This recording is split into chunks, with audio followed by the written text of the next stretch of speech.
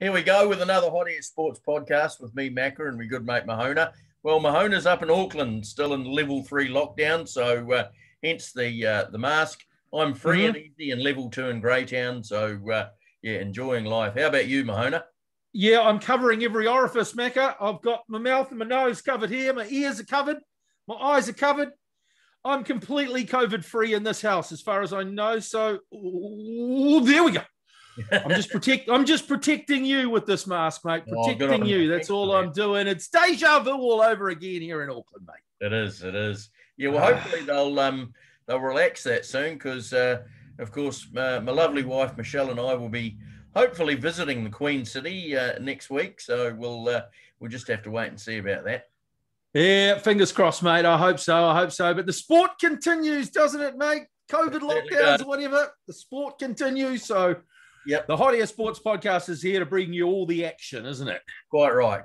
And straight into it again this week, back to the Premier League referees' secret competition to see who can make the most ludicrous decision stick.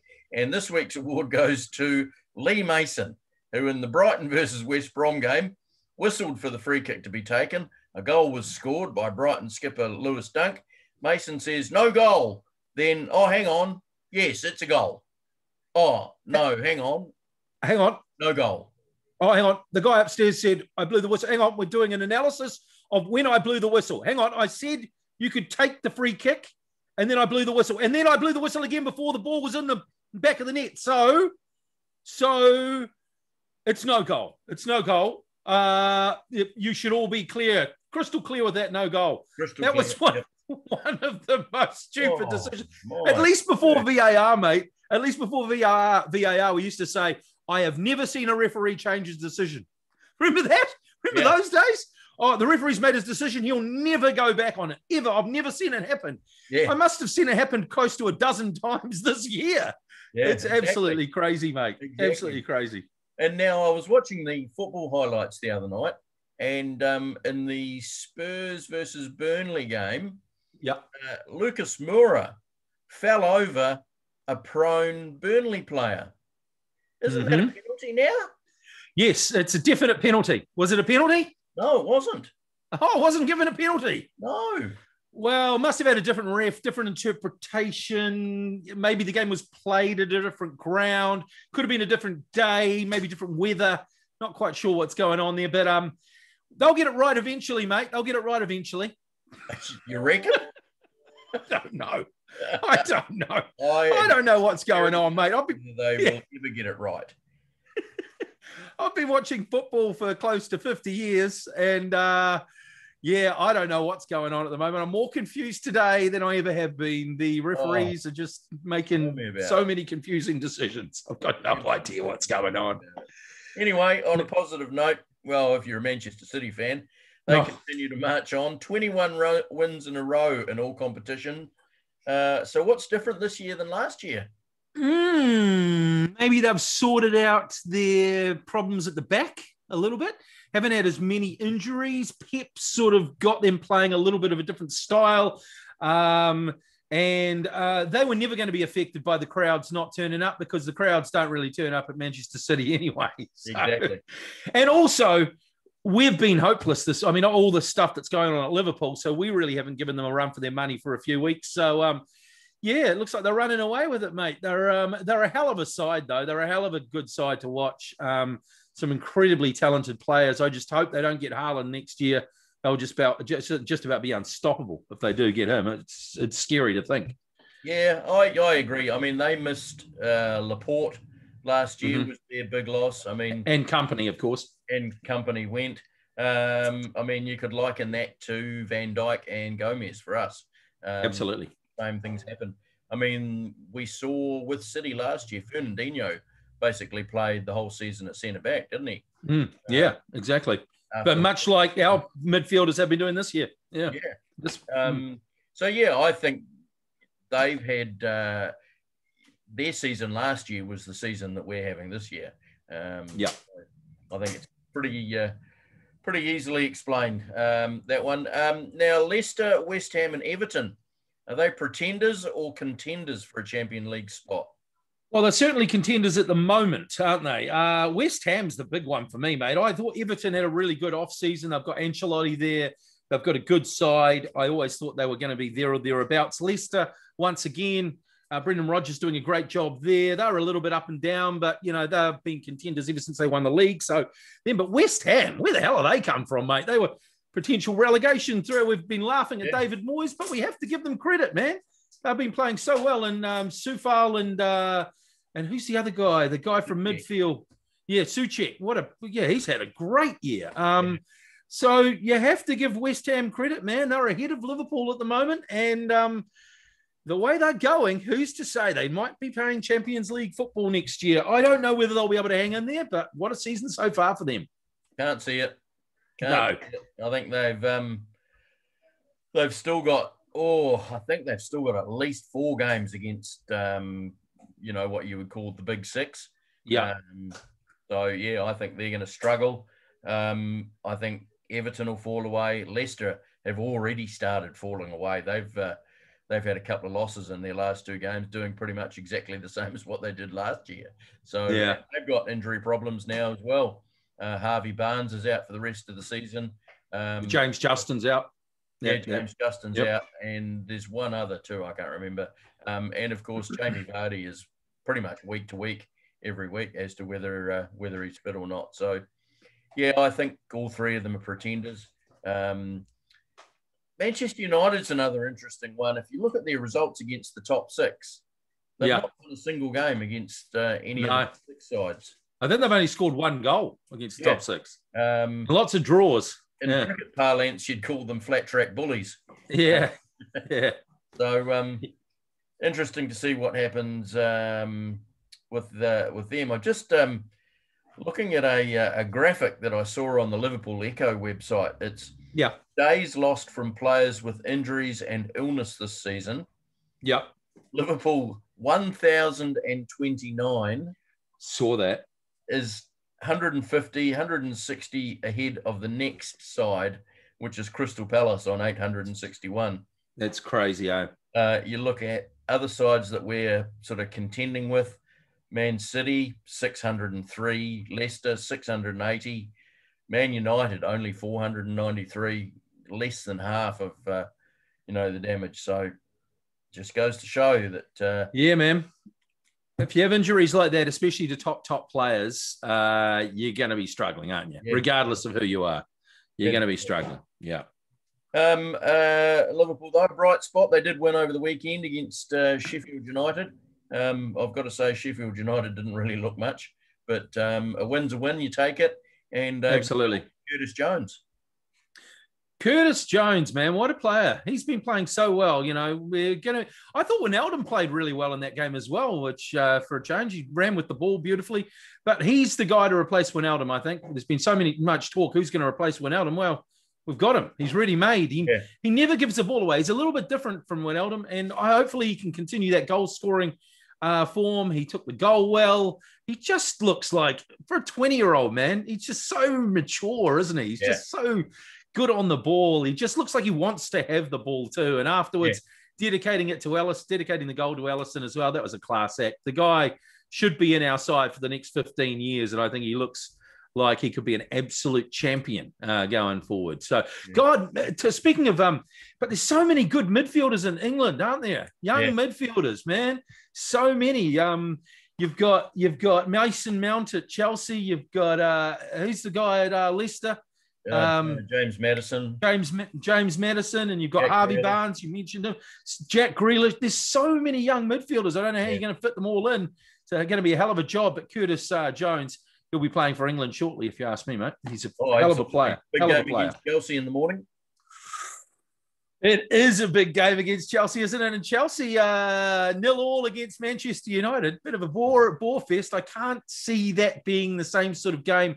Thomas Tuchel taking on Jurgen Klopp again, which will be interesting to see, the two German managers. And I'm really looking forward to this one, mate. Although we got problems at the back again. I don't know whether, would you bring Fabinho there at the back, or would you play 2 centre-backs and put Fabinho in the midfield? Contrary to some media reports, I actually think Ozan Kabak has been playing pretty well. He played well last game. He played really well. United. I would leave him there. I'd be tempted to just play Nat Phillips there again. I didn't think he did anything wrong, and put Fabinho back into midfield. I'd love to see him and Thiago playing alongside each other.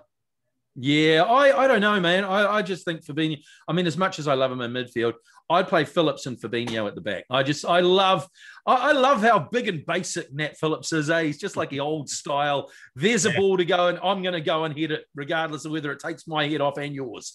I think he should be in there for sure. He's showing his class and his style. Maybe Quebec, I don't know, but I'd probably prefer Fabinho at the back until we get it right there. Not really sure. But interesting, during the week, mate, I did notice some stats. United's penalties before and after Klopp's comments. Now, remember a couple of months back, Klopp made some comments about Manchester United getting a whole heap of penalties and us not getting any. Yeah, it was true, man. The stats backed it up. Well, before, they'd had 11 penalties in 25 games. It's a penalty every 204 minutes. Who's to say it doesn't get to the refs at all when you make a few comments? Afterwards, they've had 2 penalties in 16 games. It's a penalty every 720 minutes. So, well done, Jurgen Klopp. And I did notice Ole Gunnar Solskjaer complaining that they didn't have a penalty in the Chelsea game. So he's not very happy they don't get a penalty every game for Bruno Fernandes to win.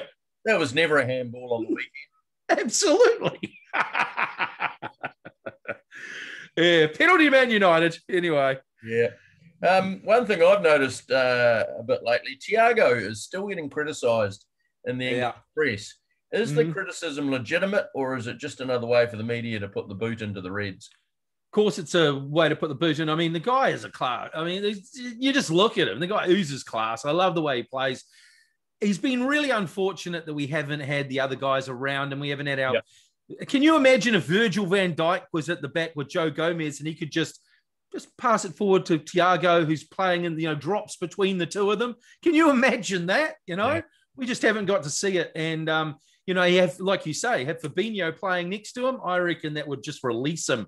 He did play a little bit forward in the week. They played for Wijnaldum back a bit further. And I thought that did sort of make him play a few better passes and sort of move forward a little bit, a little bit more license to get forward. I want to see him get forward a bit more. Yeah. I don't think he's the most effective tackler. He can play that quarterback role, but I want to see him getting forward a little bit more. I just think it's rubbish to say that he's been the problem. I just think he's just tried to fill too many roles, and he's just a class act, mate. He'd be in our top 3. I mean, you'd probably have Fabinho, Henderson, and him. They're our top 3 midfielders. Yep. Couldn't agree more. Yeah. The Phoenix, mate, they climbed off the bottom of the table. They had a couple of good wins. They had a good win over the Newcastle Jets just a couple of days ago with returning striker David Ball hitting the back of the net. And also this youngster, Ben Waine, he looks about 12 years old, mate. And he was very, very happy. He had sort of absolute screamer. Perth are up next on Sunday, and a win for the team will see them edge closer to the top 6. Did you watch this game? I didn't get a chance to watch the whole game, but from all reports, the boys are playing okay. And even in losing to Melbourne Victory, they still played some good football, just couldn't take their chances, a bit like Liverpool. But good win up in Newcastle. They seem to be playing pretty well this season, Newcastle, so good to get the win and a clean sheet, of course. By all accounts, Ollie Sale had a great game in goal. Absolutely, mate. No, they're looking good. I mean, they've looked good all season, to be fair. They just haven't been scoring the goals. Banging in a couple of goals would be great for their confidence. So onwards and upwards for them. In the championship, mate, Norwich and Brentford still lead the way. I did notice that Norwich actually beat Brentford earlier this morning, so they've even gone further ahead. To our old friend and Swansea supporter, Kerry Jones, who had a bit of a crack at me after last week's pod when he said, what did he say? I'm going to quote him just to be accurate. FFS, I think that means something sweary. Brentford, Swans are going up, he says. P.S. Thomas Frank is a clown. I think that's the Swans manager, and very badly dressed. I love the way he dresses. I think he looks like he wants to be a bit of a bikie or something. Quite funny though, Kerry. A day or two after that, I did notice the score 3-1 to Brentford. So there you go, mate. You got yours. Swansea losing to Brentford just after you had a crack at me for saying Brentford were looking good. So tough luck there, mate. And they are actually playing as we speak. Oh, it's half time, is it? They're playing Stoke on a cold Wednesday morning. So good luck to Swansea. There you go, Kerry. You got your Swansea update. Quite right. Moving to cricket now. And Australia have kept the T20 series alive with a comfortable 64-run win in front of no spectators at the Cake Tin. And New Zealand go into the weekend's final two games leading 2-1. Can they close out the series? Of course they can. I thought I actually didn't see the game last night. I thought when I looked at the side, I thought it was a little bit strange. They didn't seem to have enough bowling. And yeah, it's just, mate, I don't know whether I can watch it with no spectators, to be fair. It's just, it's just not, it's almost taking half of it away. I mean, especially T20. T20 is like, it's all about the spectators. It's all about the people in the funny costumes and who's kissing who on kiss cam almost, isn't it? The music they're playing in between balls. Yeah, it's a bit like watching a game of club cricket down at the Village Domain. It is a little bit. It's just without the crowd. It's just, yeah. But if we play our right team, mate, of course we can. Of course we can. We look like a better side than Australia in limited overs, to be fair. Yeah, well, Martin Guptill got us off to a good start chasing 208.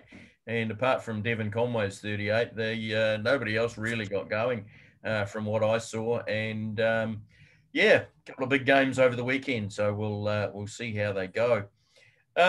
A bit of a gripe from me. I know there's a T20 World Cup coming up supposedly this year, but this summer we've had 4 tests, only 3 ODIs still to come, but there's 14 T20s across the summer. Is this a bit of overkill on the part of New Zealand cricket? Surely the anticipated big crowds for T20s haven't materialised despite COVID, and T20s just don't seem to be the cash cow they once were. Yeah, is it an overkill or is it just looking for the mighty Luca, mate? That's what they're looking for, isn't it? It's money. That's just purely a cash grab, and it's happening at a time when we are the top-ranked Test team.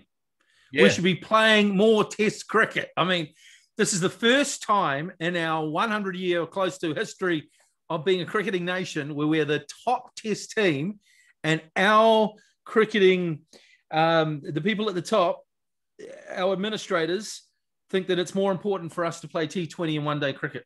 God, give us people out there that love the constant diet of T20s.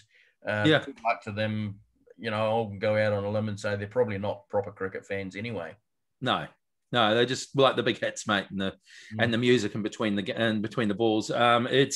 It's kind of sad. I mean, it's really sad. I want to see more Test cricket, but we're just not going to see it. And the great thing with Test cricket, mate, it's still cricket in front of no fans. Yeah.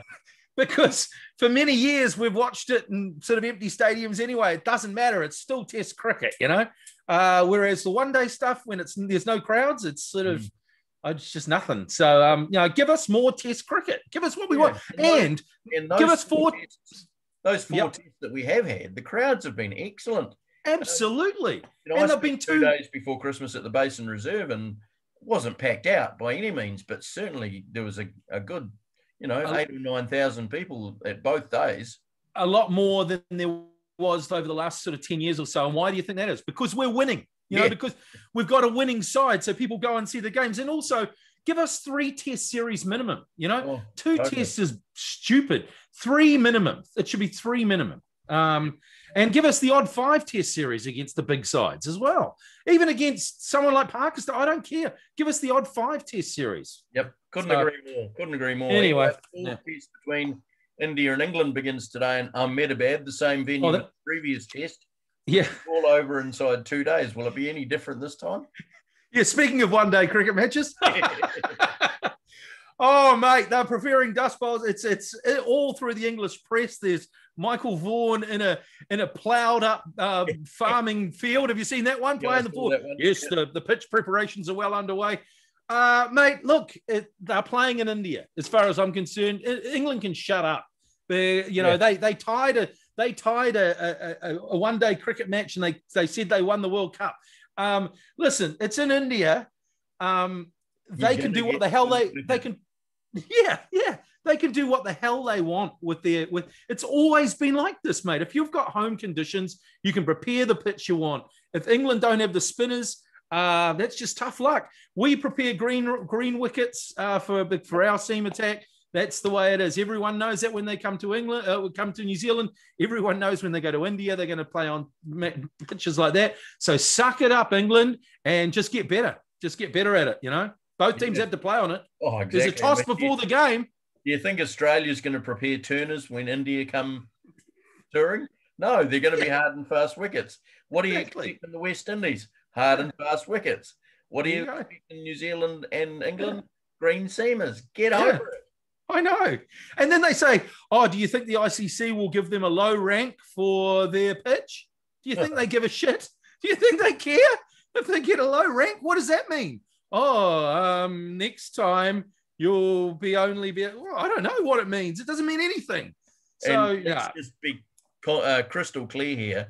The ICC are not going to go against anything India does. Of course they're not, because they run the ICC. Exactly. Yeah, exactly, mate. What's happening in the rugby league world?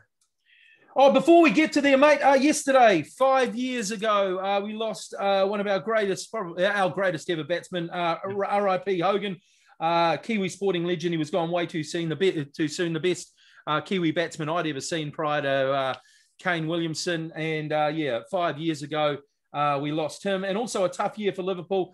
Clements Houllier, Jerry Marsden, Klopp's mum, Allison's dad, and Ian St. John just the other day as well. Rest in peace to all those gone way too soon. The Warriors drew their first trial game, 12-all against the Titans, the same team they play in the first round of the NRL.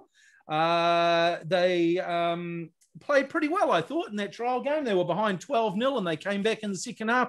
Roger Tuivasa-Sheck played really well there at the back. And the only bad thing to come out of that game was an injury to Wade Egan. MRI scan is showing high-grade medial collateral sprain, which means no bone injury, no rupture, no tendon. He's going to be probably round 2, more possibly round 3. So that means we don't have a hooker, which is troubling for the Warriors. Who are we going to play at hooker? I don't know, mate. I've been thinking about this. Maybe Jazz Tavanga. It's a tough one, but I'm sure we'll find someone there. But I'm liking the way the Warriors are playing at the moment. The thing for me, though, it's maybe the halves. Our forward pack, like I've been saying all off season, is looking awesome. We're looking big. We're getting mobile. We're getting the go forward. We're getting the offloads. We're just looking so good in the forwards. It's just the halves. So have we got the control in the halves? Nikorima and Harris Tavita, do they have the control? Do they have the experience to control the boys around the park? It'll be interesting to see. But based on that first game, mate, I'm looking very optimistic at the whole season. So come on, the Warriors. Surprise, Cameron George has come out yesterday and said that the Warriors won't be playing any games in Auckland. Gee, I didn't think that. I was just going to say that. Yeah, it's a real disappointment for the Warriors, but nothing we didn't really expect. Yeah. I mean, they did it last year on very late notice. I think they'll do it again this year. I think they sort of know what they're getting themselves into this year. I just hope, for God's sakes, I want to see some rugby league, some good NRL rugby league in person in 2022. Please, can the Warriors play at home in 2022? There's a couple of players like Jack Murchie, who's just signed for this year, played all last year. He's never even been to New Zealand. I don't think he might have. He's lived he's still in Australia. So these days, the Warriors being based across the Tasman isn't really a problem for the Warriors, because they're not really. We can recruit just like all the other Australian teams. The Warriors are reportedly after Melbourne star Jerome Hughes, a 3-year contract worth over $2 million to replace Roger Tuivasa-Sheck in 2022. You seen any of Jerome Hughes? I can't say I have, no. But yeah, I mean, I've read good things about him, but not ever seen him play. He's a very, very good player, very good player. But my one concern would be, will he leave the Storm and be the same player at the Warriors? We see this so often. Players leaving, they're a star at the thing, then they come, they're a side in Australia, and then they come to New Zealand, and they're not quite the same player. He is a very, very talented player. His dad was a hell of a player. Played down in Wellington for Upper Hutt, and very, very tough man. Jerome Hughes could be the answer. Will he be playing fullback? I don't know. He's more of a half, so I'm not really sure. As far as the transfer merry-go-round goes, Cameron Smith's situation at Melbourne is still not settled. We're only a couple of weeks out. Who's he going to be playing for? He's got a big decision to make, he said last week. Surely this can't drag on forever. Where does that leave poor old Brandon Smith? 2 weeks out, he's still at the Storm. Am I going to be playing? Am I not? I'm starting to lose a little bit of respect for Cameron Smith over all of this. What do you reckon? Oh, I agree. Couldn't agree more. It's make up your mind that it's been able to drag on this long. I can't believe he's just not come out and said one thing or the other at the end of last year. Surely it can't be good for the supposed teams that are trying to line him up or not. It's just leaving everything up in the air, and I hope in a couple of weeks' time he just doesn't come out and say, "Oh yeah, I'm not playing anymore." That would just be awful, wouldn't it? Yeah. How would that be for a legacy? Oh yeah, just screwed over my side that I've been. Yeah, I don't know, mate. I just can't see someone like Richie McCaw, or I don't know. Mind you, Richie McCaw, he's McAwesome. He doesn't do anything wrong. So, no, exactly. Stacey Jones or someone like that doing the same thing, mate. I just can't imagine that he's kind of disrespecting his team and disrespecting the other players, the youngsters coming through. I think it's not very. He's not really thinking about the team. He's thinking about himself. Roosters star and Kiwi star Joey Manu has said he's going to be open from offers from other clubs if they offer him the fullback role from 2023 onwards. He could be another option for the Warriors. Really, really classy player. He's got a step like Roger Tuivasa-Sheck too. Really like this guy. He would be a great option for the Warriors. But from 2023 onwards, we need him next year. So not quite sure whether he would work. And Warriors backs Chanel, Harris-Tavita, and David Fusitu'a have been ruled out were ruled out of the Titans game. However, both are expected to be fit for the first game of the NRL against the Titans on March the 13th. And Eli Katoa is likely to miss that first game with a fractured foot. In other rugby league news, Papua New Guinea Prime Minister James Marape has said he's aiming to have a Papua New Guinean team in the NRL competition by 2025. The Papua New Guinea Kummels, or I don't know what they'll call them. But what are your thoughts on that, Macca? It'll certainly bring some flair into the game. I think so. We see the Warriors providing a bit of flair from time to time. I think we'd see twice as much from the Papua New Guineans. They certainly like to throw the ball around and have a bit of fun. Absolutely. I'd love a trip to Port Moresby every year. Wouldn't that be fun, man? I mean, the rocks off the field. Goroka.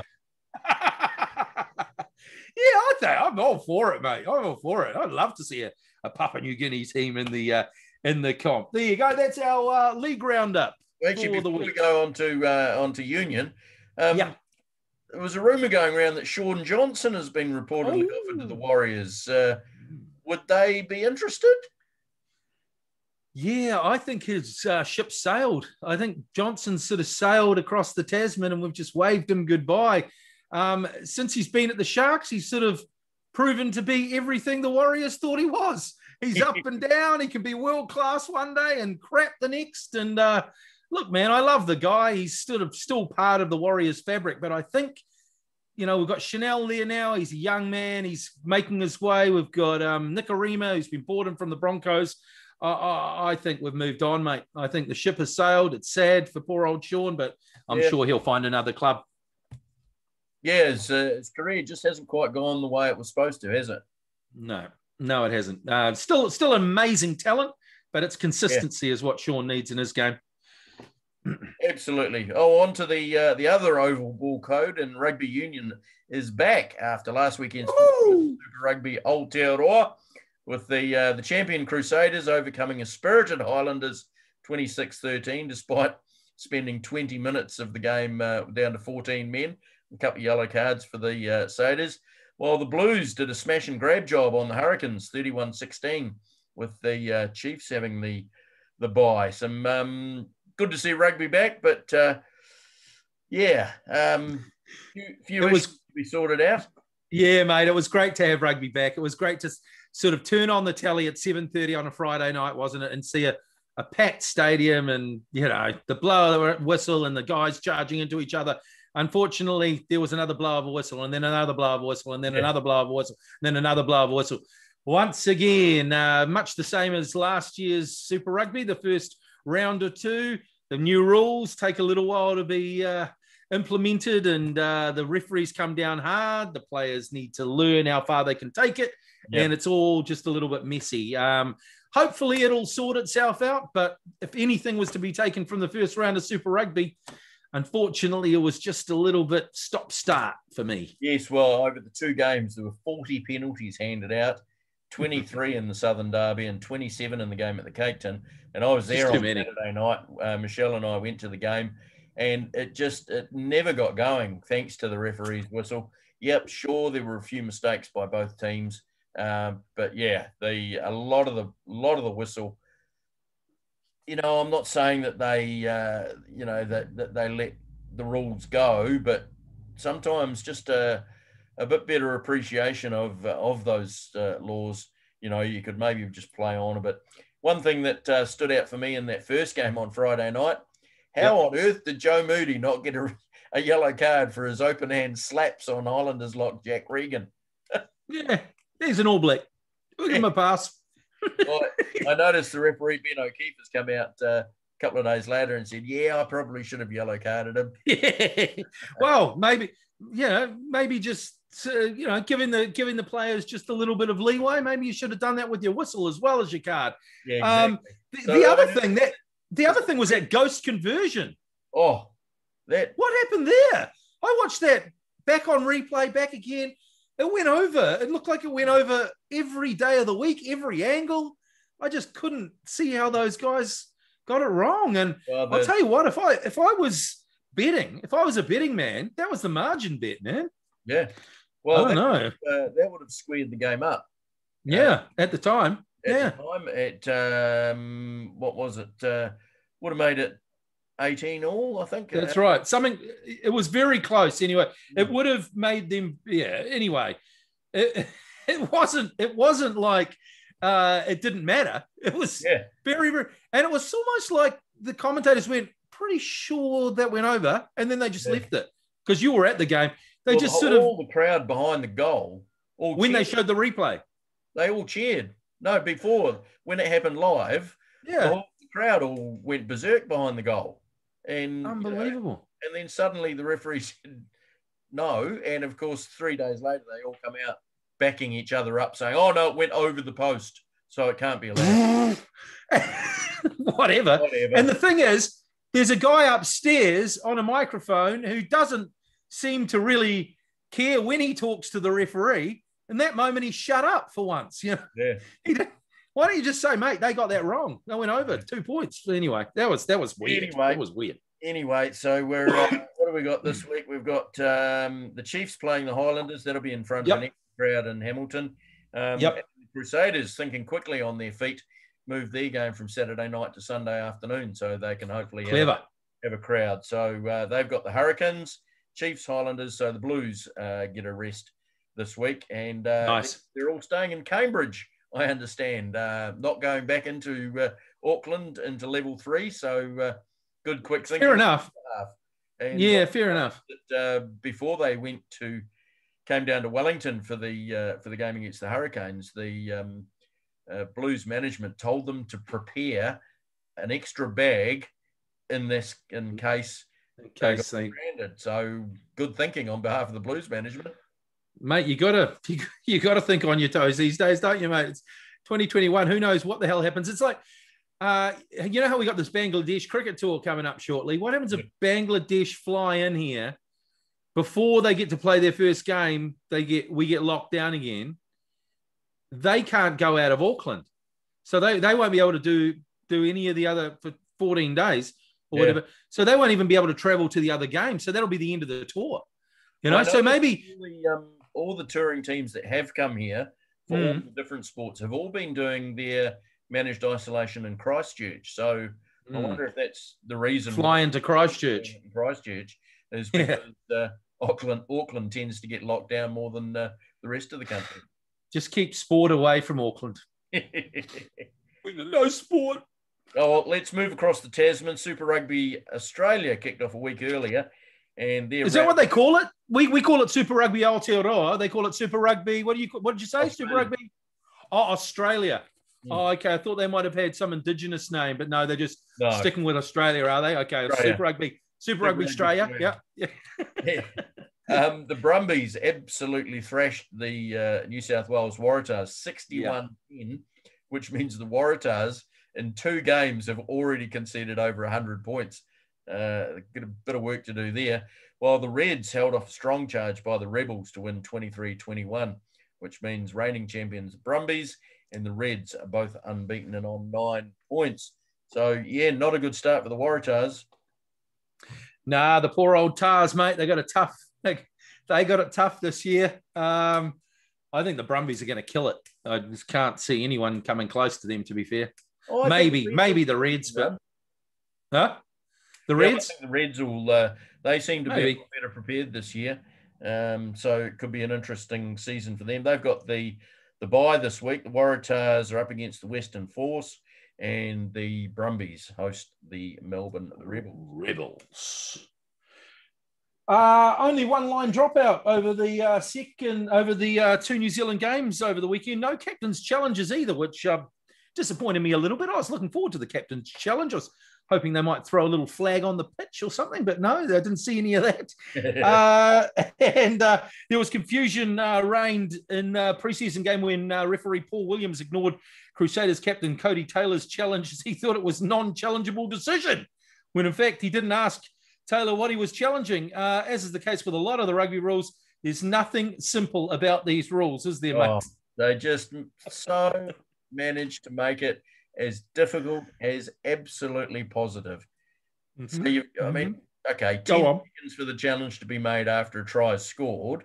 Yep. But you can also challenge if they believe an act of foul play has been missed by the officials. For a try challenge, the ref can only go back as far as the last restart, which is fair enough, but previously only the last 2 phases. So we could have a challenge going back, back 5 minutes. You could. It wouldn't be that often, but it could happen. Which always makes me interested when they do these sorts of things. It's like when a ref in football plays advantage as well, and then they pull it back. If something goes on and happens in that period of play, and then you pull it all the way back, do you actually start the clock from when it was all there, or did that play actually not exist? Well, and we've seen rugby advantages go on for a very long time, especially the advantage. And I think they go on way too long. Way too long. I think it should be maximum 10 seconds. I agree. If they've progressed the ball up the field 10 metres. Then the advantage is over. That's right. And you call the advantage over. Yeah, they go for way too long. I mean, and often, like you say, that time just disappears. That action of play, it can go for multiple phases, and that action of play has just disappeared into the ether. It never happened. Those tackles that happened, those people get injured, just never happened, although the person will still deal with the injury. So, it's a problem, you're right about the clock not being reset. Yeah. I mean, that's a big bugbear for mine is it's an 80-minute game of rugby, but the ball's actually only in play for 35 minutes. Absolutely. So this will be even less. I mean, if they... mate. Anyway, the other one that is interesting me, the challenge will be applied more broadly after the 75-minute mark. So it can be used even if a try is not scored. So we're changing the rules after 75. At the 75-minute mark. Oh, mate. That's just like saying in the rugby league when they go, you get sent off for a fight in the NRL, but we'll let it go in Origin. Don't worry.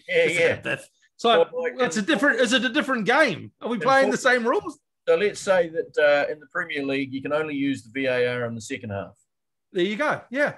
Or I may not pull out a card in the last 5 minutes. It may affect the game a little bit too much. Yeah. That is crazy. That is a crazy one. Challenge will be applied more broadly after the 75-minute mark, i.e. can be used even if a try is not scored. So you're basically... Why not at the 75-minute mark? We'll just widen the goalposts as well. So a better chance of getting that conversion, because it could have more of an effect on the final result. And tries will only count for 1 point, because it may... and drop goals aren't worth anything. Actually, we'll make it knock-ons don't count. We'll just change the game completely. We'll play it in water. I don't know, mate. It's the most crazy thing. This is a person sitting behind a desk at NZR headquarters in Wellington, coming up with all these rules. It's just absolutely nuts, that one, though. Of course, and I don't know if this is in the first 75 minutes or for the whole game, but the scrum and line out are not applicable for a challenge. So if you score a try, but something happened in the line out, are you not allowed to challenge? Well, that's how that reads. Is that right? So the best place, so scrum and line outs are going to be, so set plays will be even more important then, won't they? Because the opposition can't challenge. Yeah. So you could run an obstruction from a scrum or something. God, there's all sorts of ways you could think.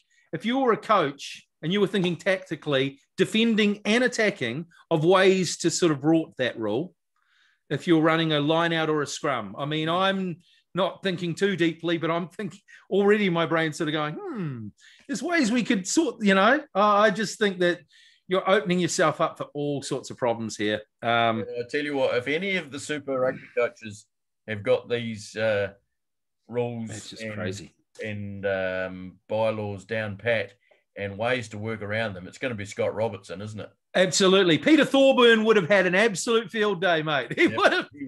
He's the sort of coach that would have gone, right, so what we're doing, we're taking the second 5, he's going in there, he would have written something up, and the lawmakers wouldn't have even thought of it. Yeah, you're exactly right. Scott Robinson will come up with something, a 15-man flying wedge or something off the screen. Absolutely. It'll be awesome. It'll be awesome. It'll be good to watch. Getting away from the rules, All Blacks great Daniel Carter has finally called time on his rugby career after breaking into the All Blacks way back in 2003. What are your highlights from his career, and was it blighted by some of his injuries? Daniel Carter. Oh, what a player, mate. What a player. My highlights, well, of course, you go back to the 2005 Lions tour, don't you? That's when he hit the world headlines. I mean, we knew what a player he was before then, but I don't think the Northern Hemisphere quite did. And when that first test and he just scored all those points in Wellington, that was just, wow. We all knew that he could do that, but he really burst onto the national thing. Before that, of course, it was like replacing Andrew Mertens, and everyone thought, oh my God, they're mad. How can they replace Mertz? But when you look back, Robbie Deans obviously knew what he was doing. And after that, mate, it is the injuries and all that, but it's also the comebacks from the injuries. He just seemed to come back again and again and again, and just got better and better and better. And then, of course, he lost a few World Cups, and we thought he's never going to win a World Cup. And then he did it again in 2011. And then just to elevate his greatness, he did it again in 2015. I mean, what can you say? I mean, his movie was called Perfect 10. Says it all, really, doesn't it? Well, says it all. His performance in the World Cup final, his last game for the All Blacks, I think stands out as one of his best ever games in a black jersey. He was unbelievable in that game. The drop kick that pretty much put us out of reach before, obviously, Beauden Barrett's try, and the right-footed conversion to Beauden Barrett's try. Just to put a seal on his international rugby career, I thought was just absolutely brilliant. So, yes, congratulations, Daniel Carter. Absolutely fantastic career. And I know a lot of people thought he probably retired a few years ago, but still playing rugby in France and in Japan. But that's all over now, and it's time to bring up that family of his. And it'll be interesting to see what he gets into in the years to come. Mate, it's all ahead of him. He can do anything, can't he? He can do anything. He could run for Prime Minister. We were very, very lucky, weren't we, to have two players like Richie McCaw and Dan Carter both come along at the same time, just once in a lifetime players. We had two of them. Just phenomenal talents, and they just and even their personalities offset well, didn't they? And doesn't he make you sick? Dan Carter's so good at all that sort of thing, and he's such a great looking guy as well. It's just you hate people like that, don't you? Good luck to him. Good luck to him. Just spit out a few little All Blacks for us, Dan. Come on. He's got 3 already, and another one. I know. He's not mucking about. No. Yeah. Anyway, great. Let's go stateside. Great news for me this week. Yes. Spring training games are underway in Florida and Arizona, and preseason games, we're on to about day 4 of those.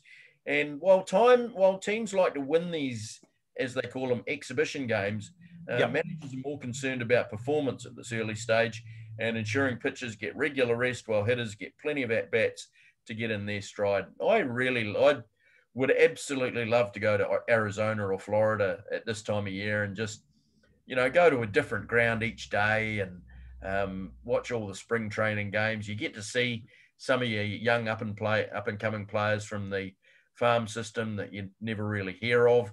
You can see the future of your favorite team playing on the park with the big names. And it's also a great time to check out your club's new signings. So all the changes that go on in the off season.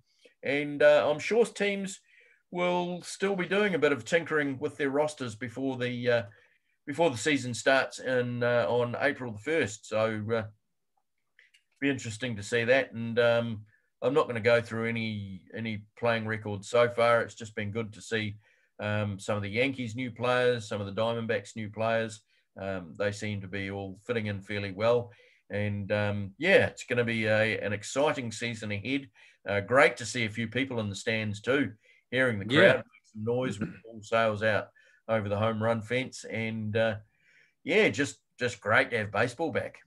Yeah, mate, it's great to talk baseball with you. And of course, in our podcast last week, we spoke with Steve Bethune, who's all over it for the Arizona Diamondbacks. And if you're interested in it, we went massively in depth into it.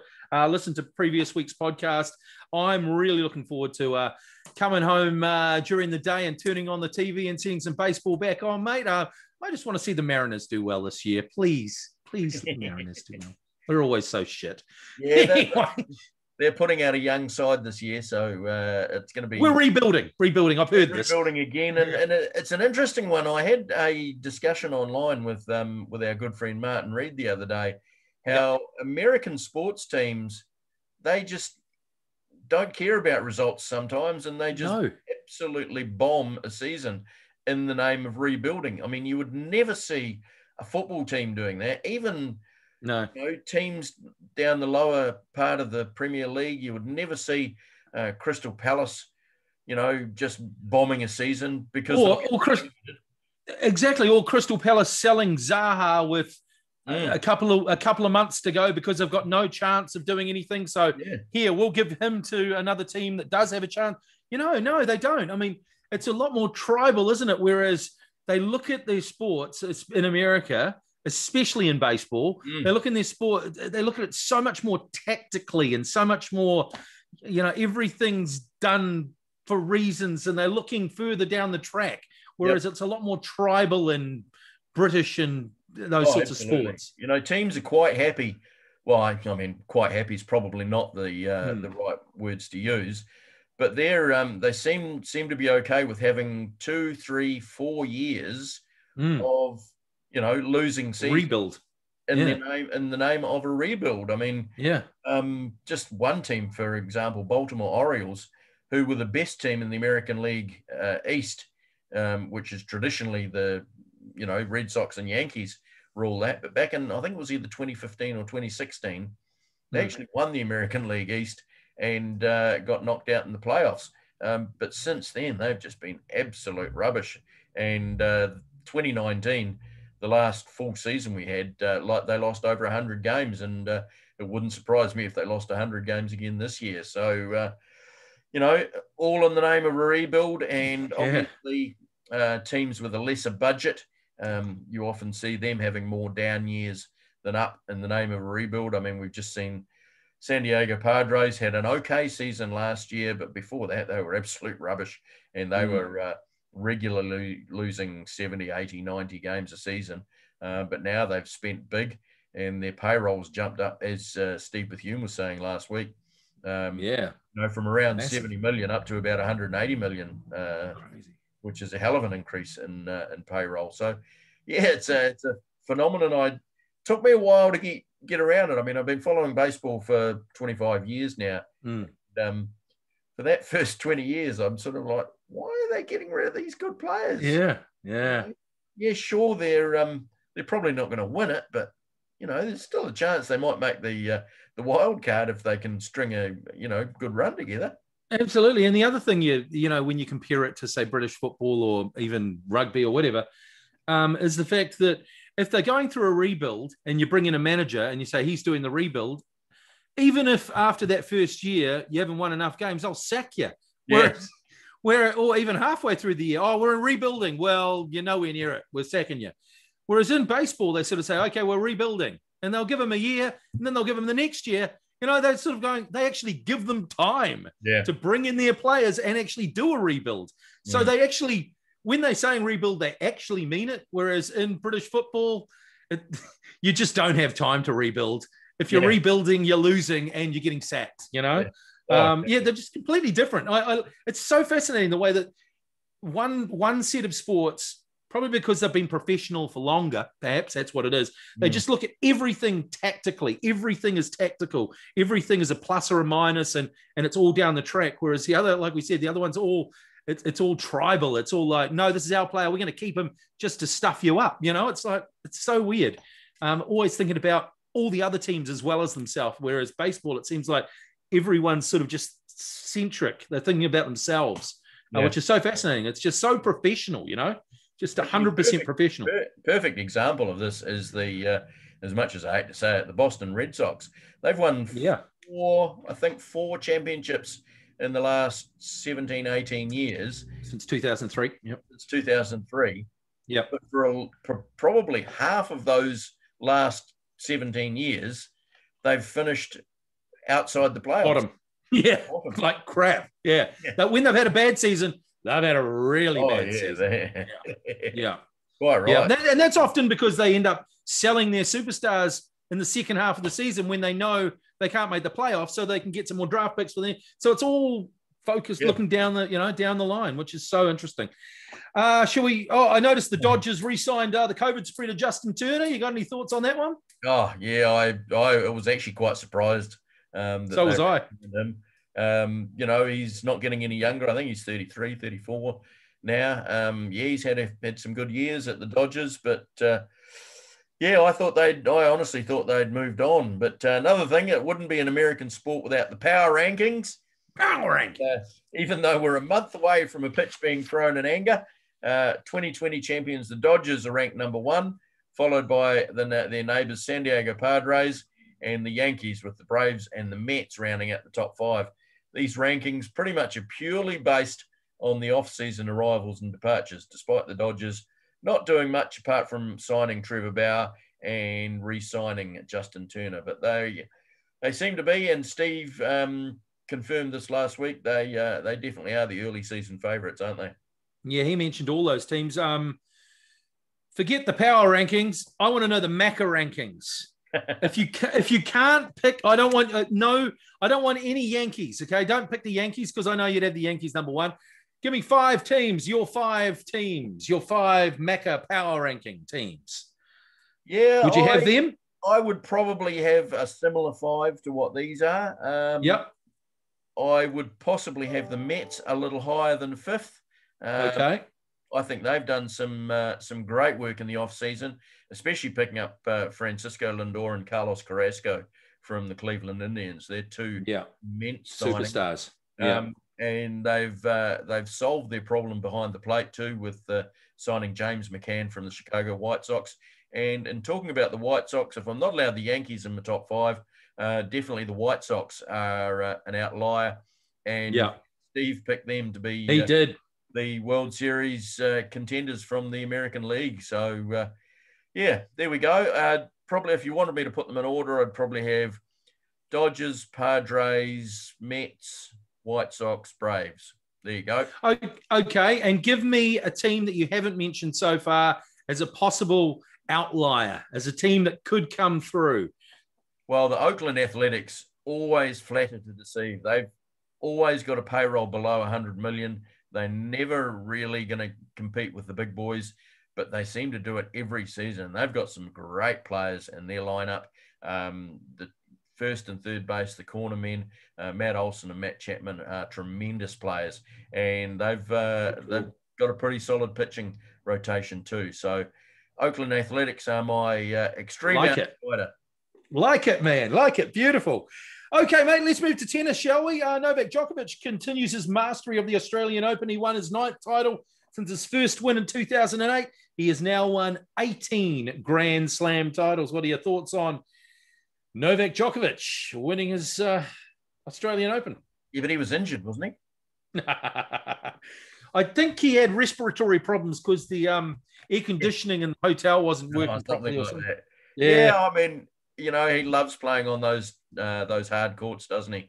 Yeah, he does. I think he's only won one French title, but we've seen that throughout the years in the top tennis players. I mean, Roger Federer, he favours the grass. Yep. And Sampras was the same, didn't he?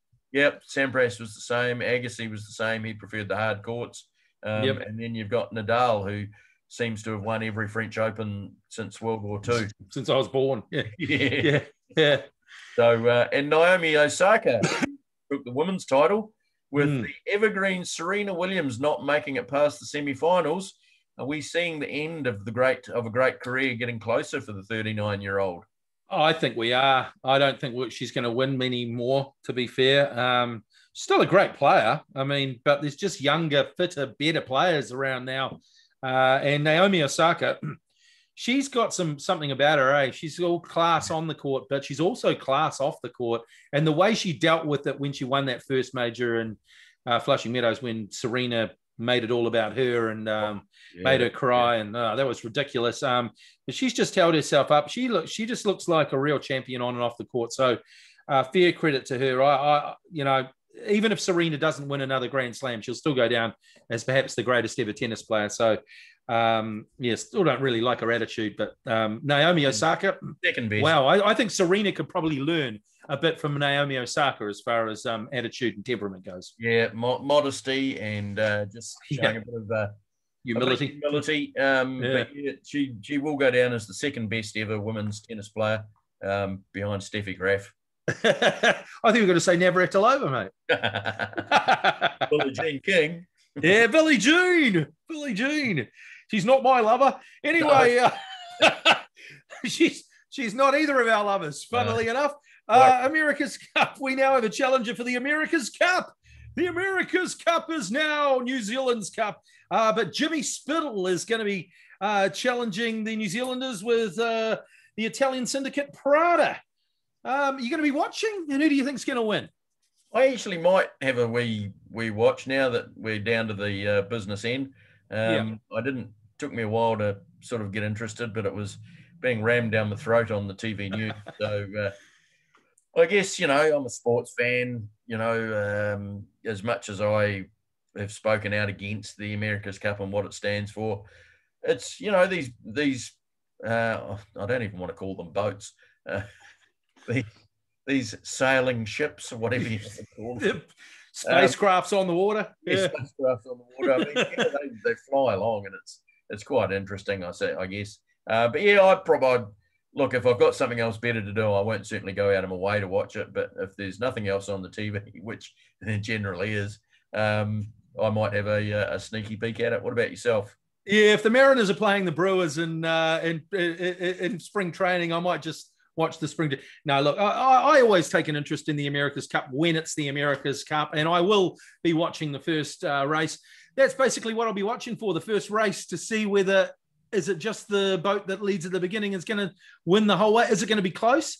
If it's close, I'll probably watch every race. If I just see one boat sail away with it, I'll probably turn it off and go, well, that's the America's Cup. That's the way it's going to be. I'm just hoping for some close racing. I hope it's an actual sporting contest. That's what I'm hoping for. And obviously, I'm hoping for a New Zealand win. But yeah, of course, I take interest in it when it's the big dance, and I hope we can get people out on the water to see it. That's what I'm hoping. Obviously, it's been pushed back.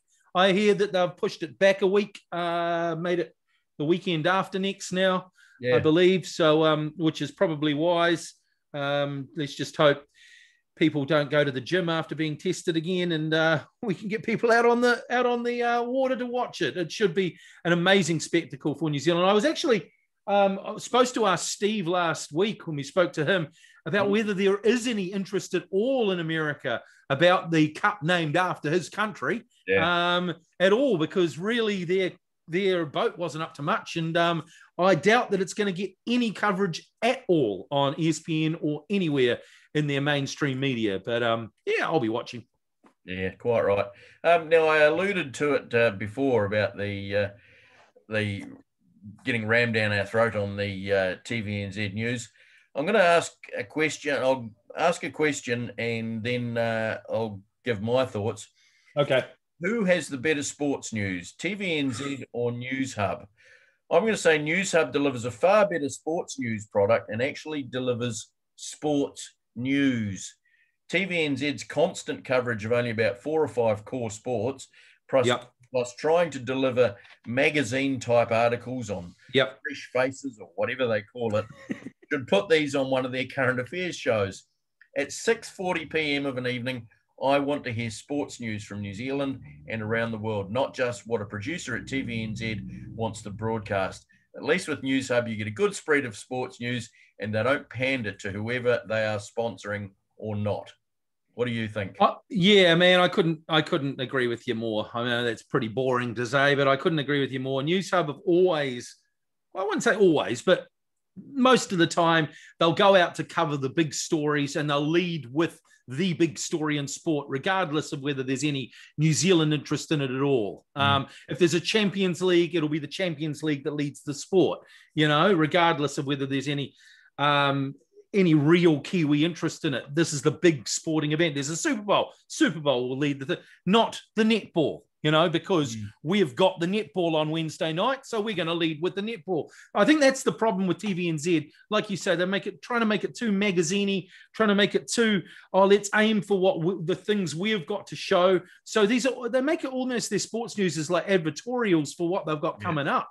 And whereas News Hub seem to try to actually cover the sports and cover the stories, definitely News Hub.